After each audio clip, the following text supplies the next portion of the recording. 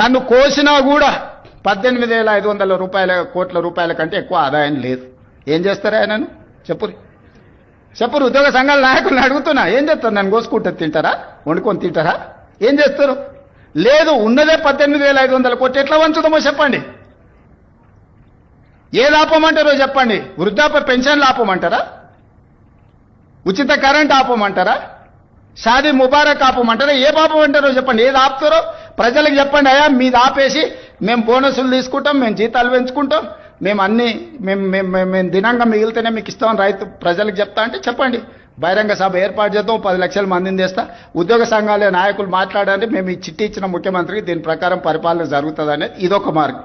నన్ను కోసినా కూడా 18,500 కోట్ల రూపాయల కంటే ఎక్కువ ఆదాయం లేదు. ఏం చేస్తారా ఆయనను? చెప్పురు ఉద్యోగ సంఘాల నాయకులను అడుగుతున్నా, ఏం చేస్తారు? నన్ను కోసుకుంటే తింటారా? వండుకొని తింటారా?